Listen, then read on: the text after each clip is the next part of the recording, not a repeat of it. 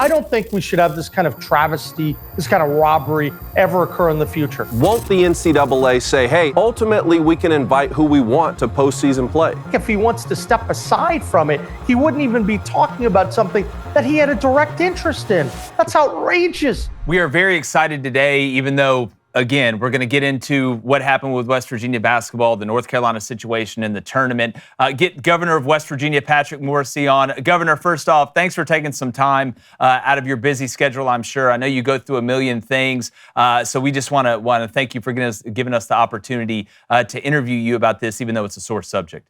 Look, it's great to be with you, and I'm really appreciative. We're going to shine the spotlight on this foul play. And, where I want to start, if for some reason our audience members or somebody clicking on this doesn't know, West Virginia was left out of the NCAA tournament, the NCAA basketball tournament, and North Carolina was the last team in, whose athletic director is the head of the selection committee that goes through the process of selecting the teams. And when you look at the numbers and pretty much every metric there's no way that West Virginia should have been left out for North Carolina, and I think a couple other teams have a gripe with North Carolina as well. So, Governor, I want you to take me into the room when you found this out.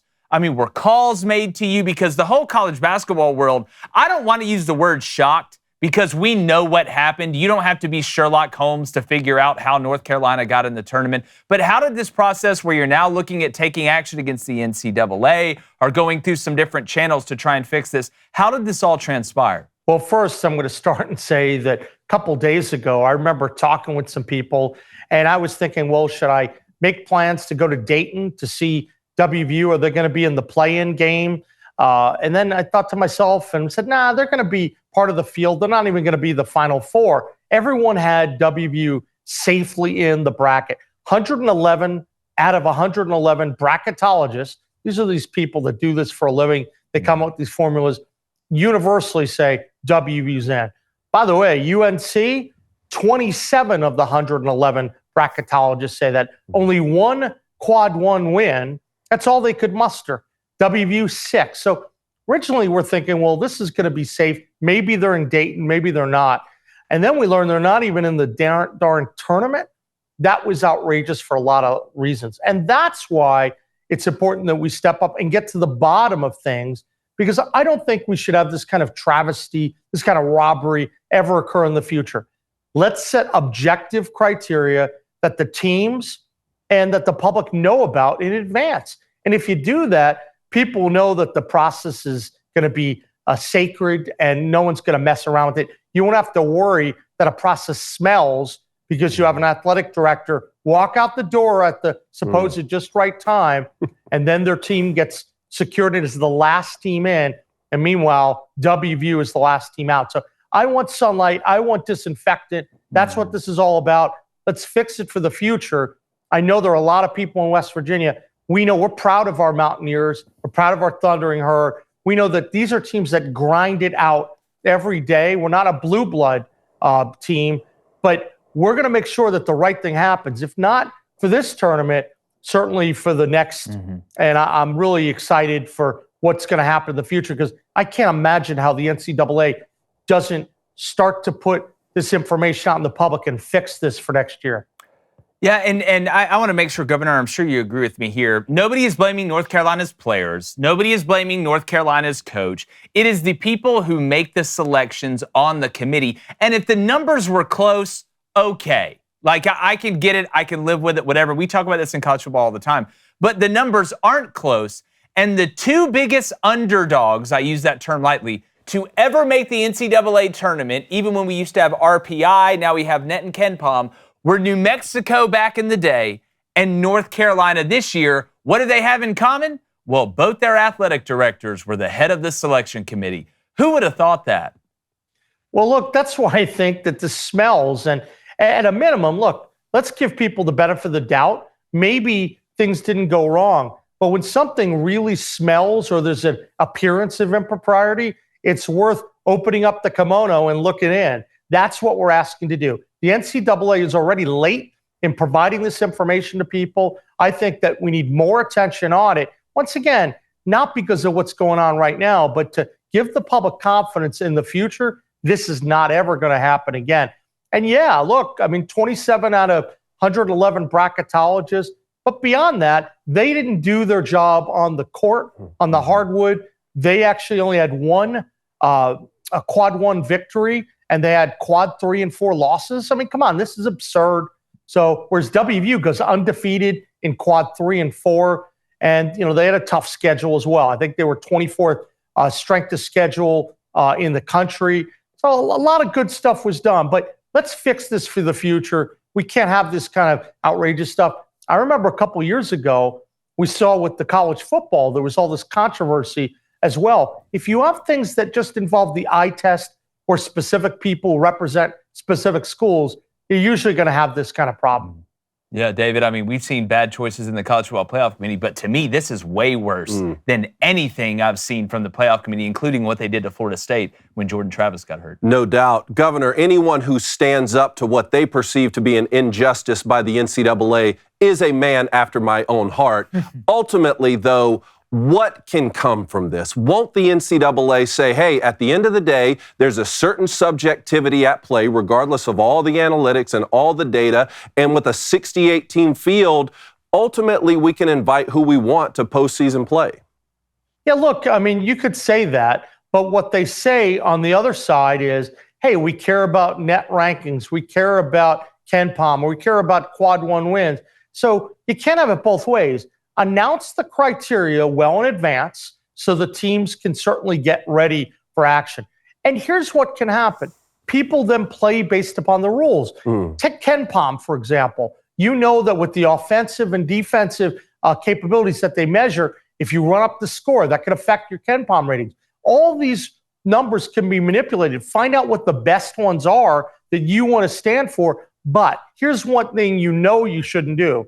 If you're actually picking the teams, maybe, just maybe, the chair of the selection committee shouldn't just be involved, not at the end of the process when he's the last one in and then the next team's the first one out. Maybe, just maybe, it should be a different set of people who wouldn't have a potential conflict of interest and wouldn't stand to make $70,000 or $100,000 as a bonus. Well, we've certainly been vocal advocates on this show for not having sitting athletic directors or really anyone affiliated currently with an academic institution being on these selection committees. I did want to give you a chance, Governor, to address any criticism the last 24 hours. There have been some people who say, why is the governor of West Virginia even focusing on this issue, focus on bigger issues? Look, I am of the opinion that any governor in this great country should be able to multitask and walk and chew bubblegum at the same time. Some people see it differently. I wanted to give you an opportunity to address that criticism. Well, a couple things. First, today we just had a big announcement on energy development, right? West Virginia does so much, and we have a chance to really transform our state there. Hey, I can't help it if everyone doesn't cover it. That may not be as sexy as the NCAA tournament, but we can walk and chew gum at the same time. Sure. But also, when it comes to WVU, what people don't realize, some of these blowhards come out and they say, oh, what are you doing talking about it? Well, WVU is one of the land grant institutions in the state. We pour a lot of money in, and the governor's part of that process, along with the legislature. We're one of the biggest funders. And separately, we have all sorts of rules and directives and things that I sign into law affecting them directly. It's also a really big deal in the state of West Virginia. We don't have a pro sports team here. We have a college team, and people are passionate for the Mountaineers. We have to make sure that when something with this kind of big impact financially for our fan base, things that directly impact the job. What happens when WVU is successful? That's wildly good for the state of West Virginia and for our economy, right? So when you get jobbed, when you get something stolen from you, I'm going to speak out. I'm going to protect West Virginia. Sure. I'm not going to let people do this kind of nonsense to us.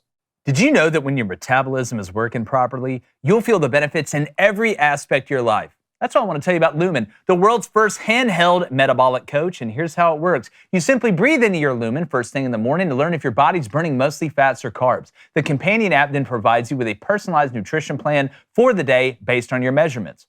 You can even take measurements before and after workouts and meals to understand exactly what's happening in your body in real time. Because your metabolism, it's your body's engine. It's how your body converts food into fuel. And when your metabolic health is optimal, you'll experience easier weight management, improved energy levels, better fitness results, and improved sleep. It helps at everything. It provides personalized recommendations to enhance your metabolic health, and it can even track other specific changes to help maintain energy levels and reduce cravings. So take the next step to improving your health. Go to lumen.me/booster to get 20% off your Lumen. That's lumen.me/booster for 20% off your purchase. And thank you, Lumen, for sponsoring this episode. Well, Governor, the one thing worse, in my opinion, than the head of the committee being from North Carolina getting in it is the justification they came out and the reason why. He says injuries, when Tucker got hurt in December, that's one of the reasons why West Virginia didn't make the tournament. And yet, after he got hurt, West Virginia got 2 more quad 1 wins against Iowa State and Kansas. So how does that even make sense?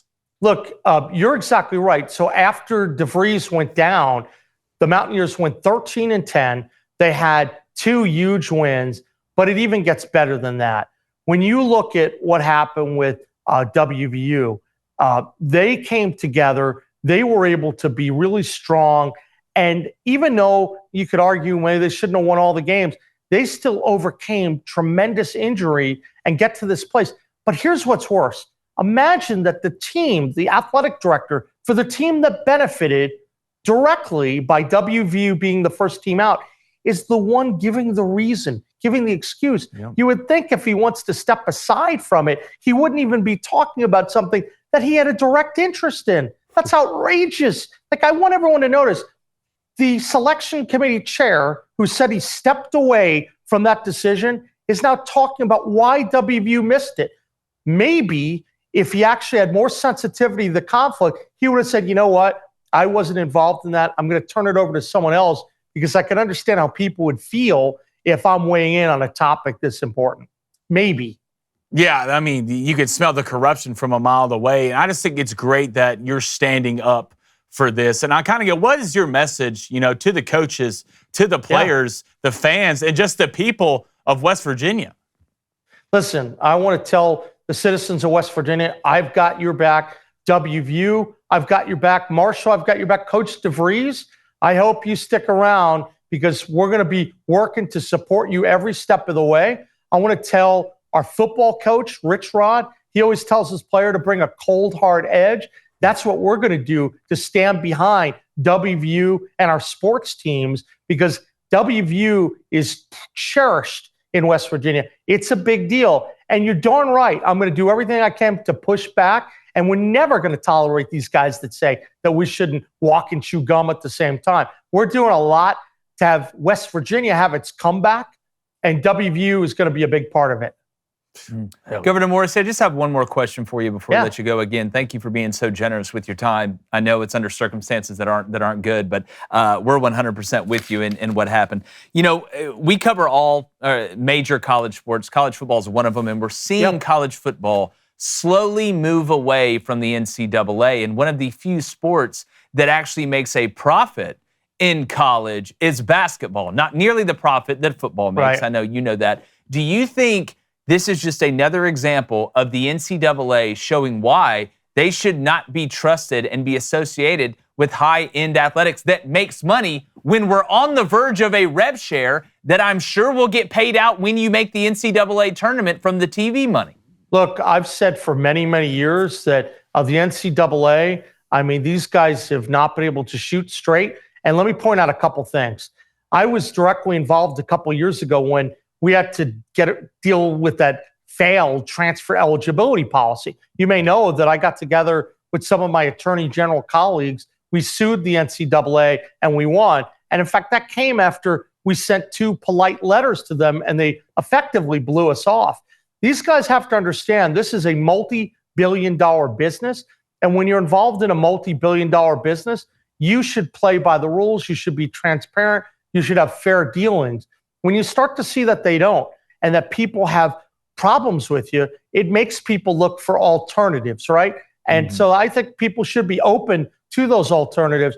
I just think if the NCAA wants to avoid it, they need to come clean immediately. They've already waited too long to respond. Come clean and be transparent about the criteria and the system and let's fix it for next year.